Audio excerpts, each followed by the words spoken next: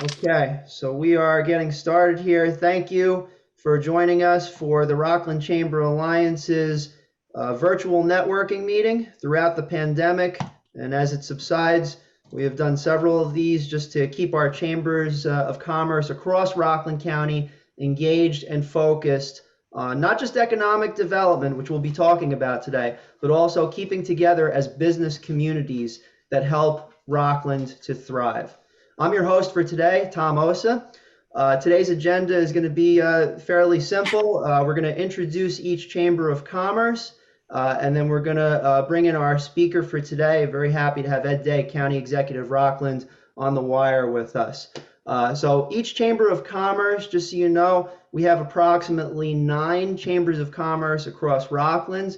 There is a 10th one that is behind the scenes growing, and we're looking forward to having them with us in the near future. But each Chamber of Commerce is responsible for helping to facilitate the economic development in that particular area. And several years ago, we decided to form an alliance, a loose alliance, where we all work together and we collaborate to help each chamber and the businesses within each chamber to thrive. Some upcoming events from each chamber. The North Rockland Chamber of Commerce has a Harvest Festival coming up. Nanuet Chamber, Paint and Sip fundraiser through Nanuet and beyond on November 4th. We have the Pearl River Chamber of Commerce. They have a Halloween trunk or treat on October 29th. Suffern Chamber also has a Halloween event, the Halloween bar crawl on October 29th. And finally, the Sloatsburg Chamber of Commerce, if you're around this evening, has a professional networking mixer tonight, October 27th. I believe that's at Characters. I happen to see that on their calendar. That every chamber is really invested in helping Rockland to thrive in the near and long term. So I'm going to turn this over to our keynote speaker for today. I'm really happy to have Mr. Ed Day, County Executive of Rockland County, with us. I'm not even going to say any more. Most of you know him, and I just want to turn it over. And again, thank you, Ed, for being here, and we appreciate your time. Take it away. Now you have to listen to me, you poor soul. All right, Tom, first of all, again, thank you for the opportunity to speak, number one. Number two, to all our chambers for all the work that you do. I've been very active with the Chambers of Commerce, is well beyond getting involved in politics. When I was in the Civic Association as president back in the 90s, I ran into a gentleman named Ray Joseph, who was a Chamber of Commerce president in New City. And we were there to fight the expansion of the jail. What we did find out after some conversation is that much more joins us and separates us. We should not be at odds with each other, because I represent the residences behind the stores by and large in New City, and he represents the businesses themselves. So we formulated a very unique partnership at that point. We work well together, and it's just interesting how it plays out going forward. I become county executive eventually. I'd like to touch base on 2 things, actually. One is the 2022 proposed budget, and the other is just a general overview of the business climate here in Rockland County. All of it's very positive, and we do know that we've gone through a lot of tough times in Rockland County. That this year, for a change, we actually have, we're coming out of an emergency or out of crisis operations. We're now coming back to a normal operation here in Rockland County government. The budget that I submitted, I have to laugh at LoHUD's way of speaking of it. They said there was a lot of no's in there for taxpayers. And I think the first thing a taxpayer says is, oh my God, what's in there? And the no's was no property tax increase, no program cuts, no layoffs, and no financial gimmicks, which Rockland County had become famous for, because we were going down the tubes, obviously, back in the 2012, 13, and 14 when I came into office. First and foremost, one thing we are doing is we have a significant fund balance right now. We had a $138 million fund deficit when I came into office. Right now, we are sitting at about $90 million surplus.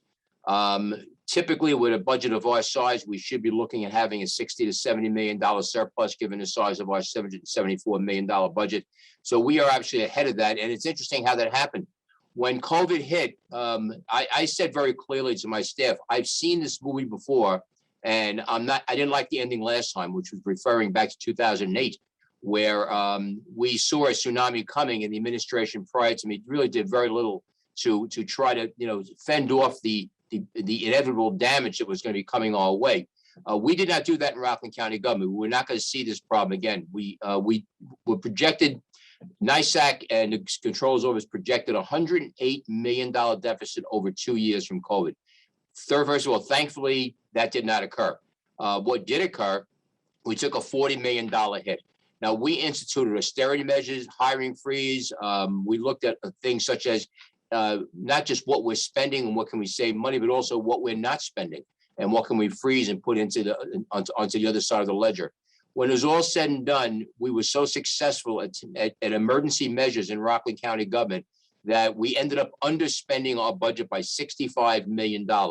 Now, I give due credit to the county workers here in Rockland County and the managers and commissioners who made this all happen. They were operating, we had departments combining to work together. If you went to get a shot at Building A with the clinic, you saw a number of people that did not work for the health department. There were other people in county government who pitched in.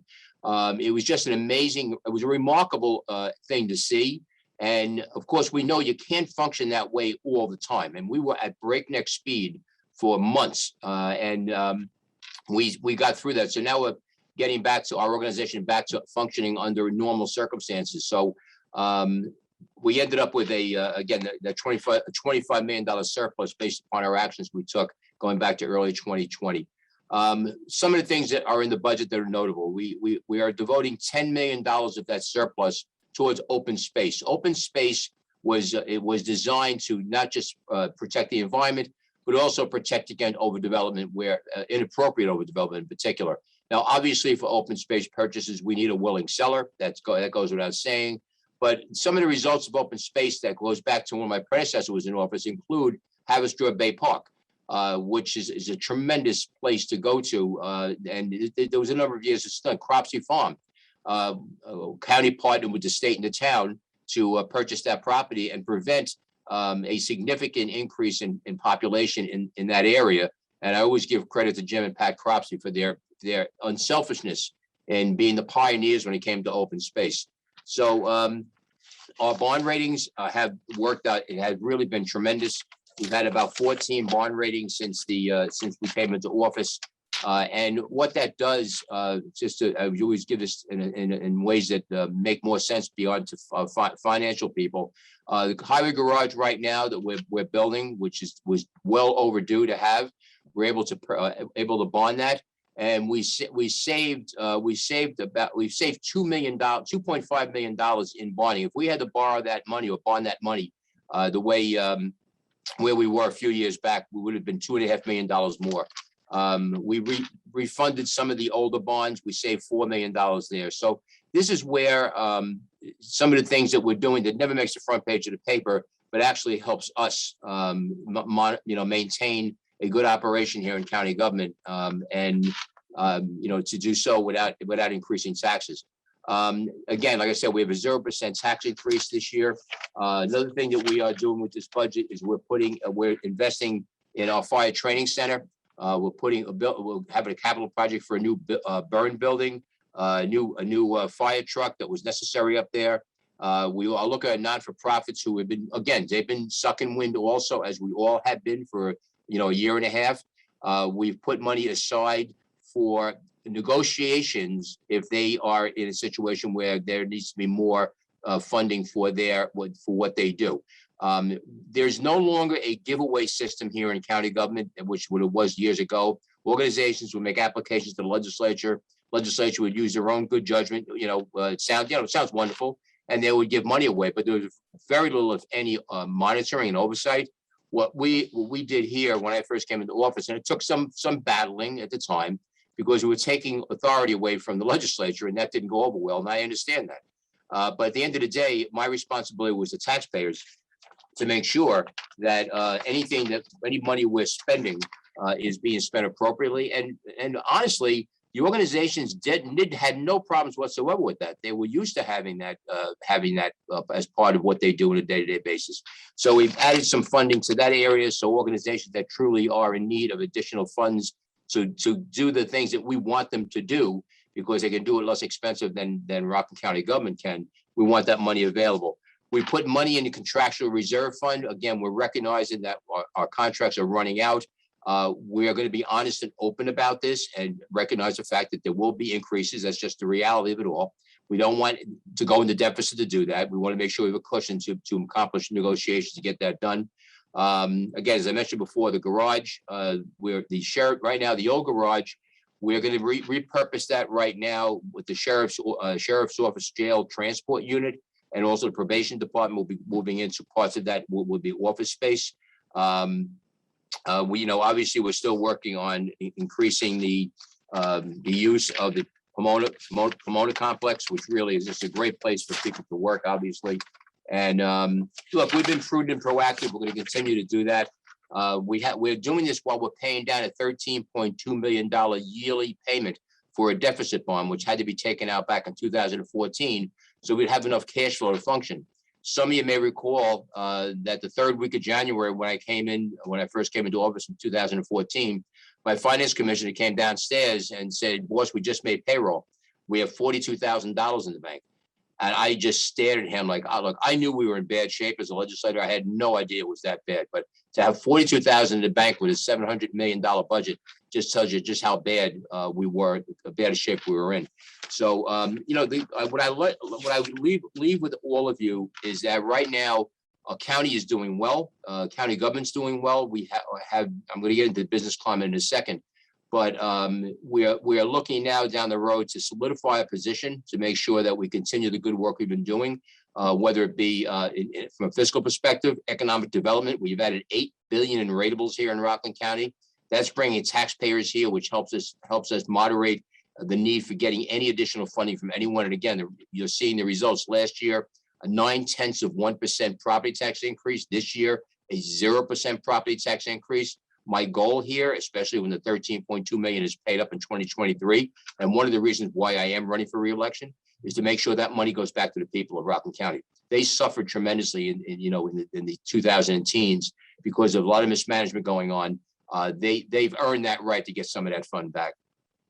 Just real quick on the business climate. The best way I could describe the business climate of Rockland is robust. Every area, every sector has its challenges, but we're seeing increases in every sector too. Our industrial development agency, Steve Perath, told me that I think we have 18 projects on board now. He says in his 17 years of being involved with the IDA, he has never seen it this busy. Unemployment, which was 3.4% pre-pandemic, and of course it was up in the low teens after we took the hit, dropped another full point. It is now at 4%. Nobody ever expected resiliency of this economy to come back that quickly. We are now 0.6% away from where we were, and it was one of the lowest in the states, by the way, where we were pre-pandemic. So we're going in the right direction. Obviously, here we are still working very aggressively, not just to bring business in, but to also ensure that business stays here with expansions. So we're very engaged with that. We just had Shine, a new pharmacy. I'm sorry, Stride, a new pharmacy went into the old Endo or the Par pharmaceutical firm over on Chestnut Ridge Road on Old Schoolhouse Road. It was a great story because Par at one time was looking to expand, and they were running into the government bureaucracy. I reached out to Sam Preston, the mayor of Chestnut Ridge. We arranged to have one single meeting during the summer with the planning and zoning personnel. We put it on par to make sure every question that could have been asked would be answered effectively. And we got the approval and done in a matter of 6 weeks, which is warp speed for government, as we all know. They were so impressed with how we reacted to them, and we treated them like a customer, which is really what government should be doing. The people, the businesses, the people out there are our customers. And what they decided to do was shut down their Jersey operation, move the entire operation to Rockland County. So we picked up a couple of hundred extra jobs. When Par went out of business, Endo actually took over Par and stayed there. And then Endo went out of business largely with the pharmaceutical litigation that was going on. And Stride came in. We just had a ribbon cutting there the other day. Again, we have a couple of hundred extra jobs coming in, plus maintain the jobs that are there. So our economy is resilient. It's robust. We're doing well, and again, I know there's challenges, especially in retail. The unemployment rate is as low as it is. We know a lot of people who it's very difficult filling jobs, especially in the firms that you service as part of the chambers of commerce. But again, we're through our economic development and tourism office, which I encourage all of you to continue connecting with Lucy Rezaposky. I'm sure you all do know we're coming up with every opportunity we can to lend assistance to our small businesses, and the chambers are a critical part of helping us do that. So with that, I'll finish up, and if there's any questions anybody have, I'm happy to try to answer them out for you. All right, thank you. And notably, Lucy Rezaposky is going to be a guest for the Rockland Chamber Alliance in November. So very coincidentally, you mentioned that. Tell her I said nice things about her. We got a question from Garrett Diamond. He wants to know how would he get a hold of Lucy Rezaposky from the Economic Development Department? Hang on one second. If you don't mind me looking at my phone, I will tell you in a second. Hold on one second. Not a problem. But first of all, what you can do is go to rocklandgov.com, and you can click on departments, and you can certainly get that information right there. Yeah. And also, I can give you a phone number. Phone number is 845-364-2170. 364-2170. And if you want to get a good judge of what they're doing up there right now, certainly go to a county website. There's a lot of information that might be of interest. Okay, awesome. I actually have a question while other questions might be coming in. About 2 weeks ago, one of the supervisors within Rockland brought up an issue, some sort of legislation that's being considered for the change of residential zoning from basically a framework where it would allow small apartments to be created within a one-family home, essentially turning a one-family into a two-family overnight. Do you have any thoughts on that, or just I guess what sort of activity is occurring at the moment? Right. This is legislation was introduced by a senator and assemblyman in New York City, which maybe this works good in the city. It's not a viable option here, and I'll briefly explain why. Accessory housing, the concept, the notion of it is that we want to, if grandma or grandpa is alone and they want to stay close to their family, we can carve out an apartment downstairs for them. It makes a lot of sense. We have to take care of our seniors, et cetera, et cetera. The problem has been, and again, this comes up every once in a great while locally. And they're typically heard at planning boards and planning board basically in the villages and towns. The problem is making sure that the intent that the law is intended for is followed. The problem is that if you have someone who gets approval to do that, and you cannot ensure that they are actually keeping it in the family, that the people who originally applied are still living there and they didn't move away. And that's been the challenge the whole time. You can end up doubling your density in a matter of moments if you put this in. The most ironic part about this is that as county executive, there have been times I've seen inappropriate development. We've had to jump through hoops for unique strategies to just slow it down, and we have. But by law, it's a home rule state, which means the level of government closest to the people decides on land use. It is totally incongruous to have Albany tell us what to do here in Rockland County when it comes to land use. It just makes no sense whatsoever. In fact, it's completely contrary to existing state law. If I, as a county executive, cannot do it, how in God's name do you have a situation where Albany politicians can pass a law and throw all the zoning out? Think about what happens here. And the fire departments are up in arms about this because they recognize the potential for abuse. We need look no further back than Ida. We had a half a dozen apartments in the city that were carved out in basements. They were flooded out. There were young people, a couple of children died. They could not get out of the apartment because it wasn't done properly. So, the concern here is that if something like this passes, I could have a house with just a basement. I could apply for accessory housing. The town could not stop it because the state law would preempt it. And I could get an apartment downstairs. I could turn around, rent my house out, rent the apartment out, and then head off to Florida. This is not a good idea at all. And it just is completely illogical and runs counter to the fact that home rule is the law of the land in New York State. I'm told that this does not have a lot of legs, but I'm also telling people to make sure that they communicate with their legislators. Mike Lawler from the Assembly has been very strong in this issue. He's on that committee that hears this. I've written myself, and what I did is I just didn't send a letter as an elected official saying I don't like this. What I did is I had my planning department make a complete professional approach to why this is not a good idea, to make it so almost impossible for them to say with a straight face this makes any kind of sense. So that's where it stands right now. Gotcha. All right. I know that you have a busy schedule as always. You gave us more. Me? I didn't. And by the way, that was my horn that was honking before. I apparently didn't turn off my timer. So, but we're okay with making fun of ourselves. So, but All right. as always, we appreciate your time, Ed. Good luck in the coming weeks, and we hope to see you again at a future event. I'm looking forward to it, and just tell everybody November 2nd, Tuesday, vote.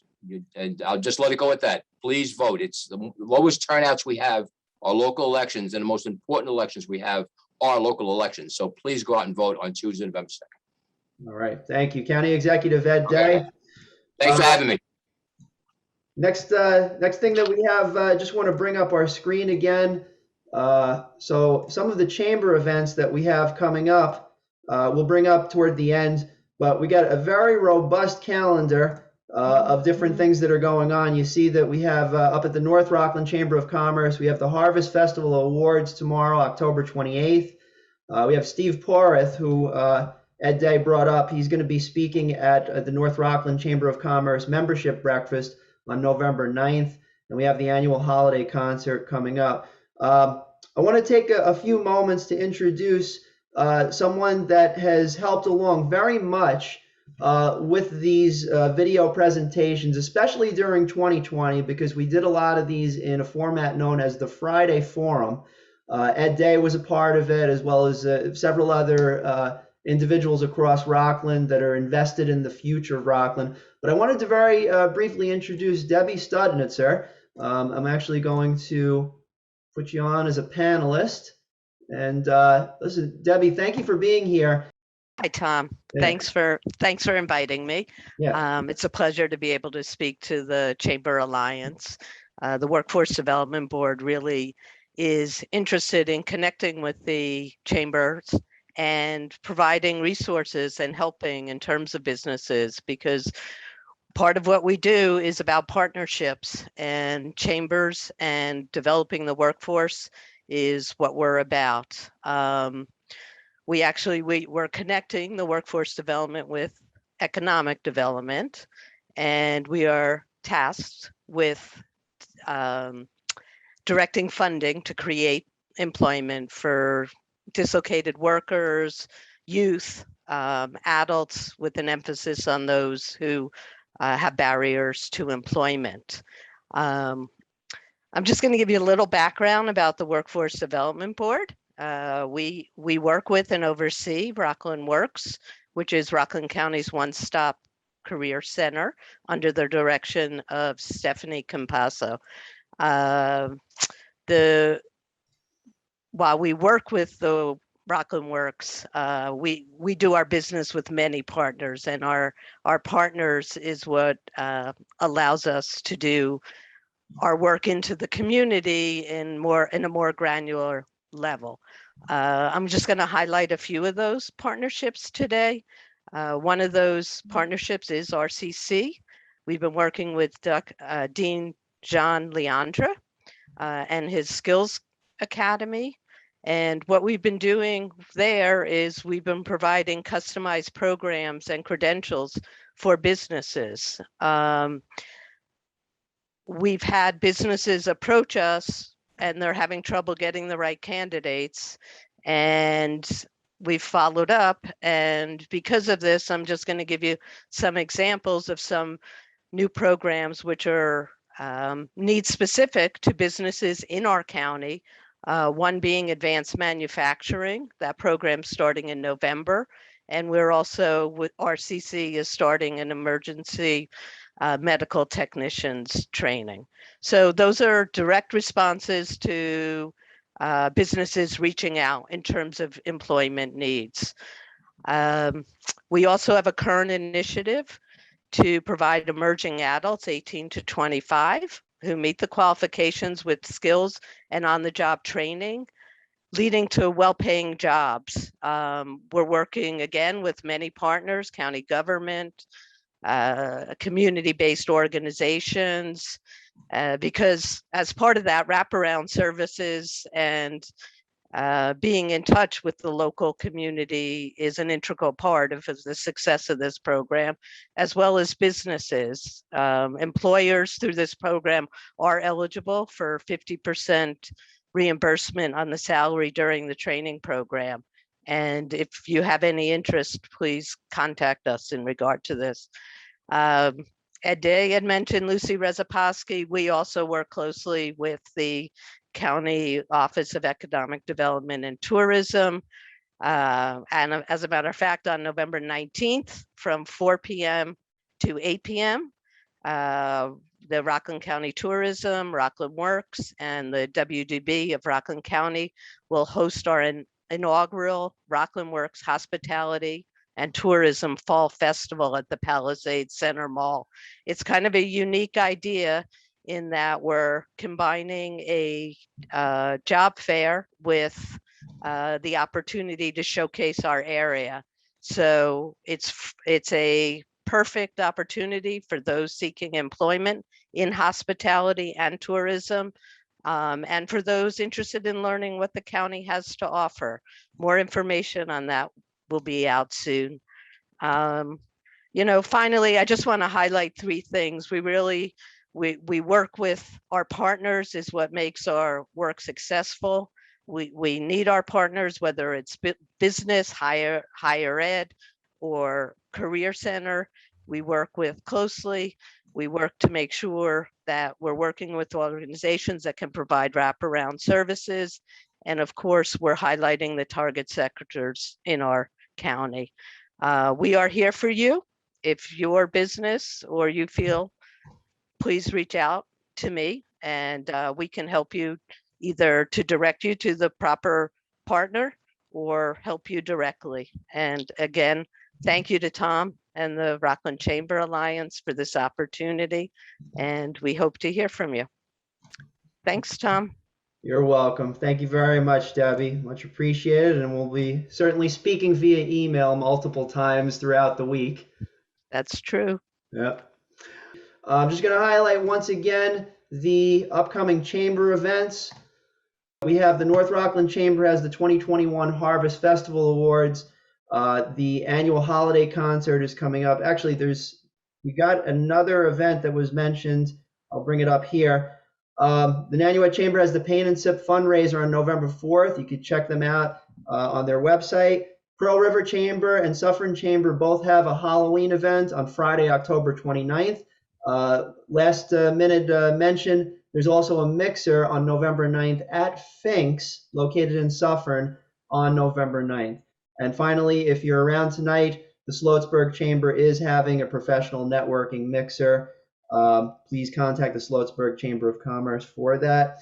Our next event will be virtually yet again on Wednesday, November 10th at 12 noon. Please mark your calendars.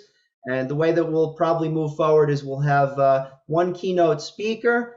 And of course, if questions that you have for the keynote speaker, best to send them in advance so that we can organize them, or during the event, you can add in Q&A located at the bottom of your Zoom screen. This video will be reposted on rocklandnews.com this Friday, and we'll endeavor to do that over the course of the coming videos that we post for the benefit of Rockland. So thanks everybody for showing up today. We really appreciate it, and we'll see you next time. Take care for now.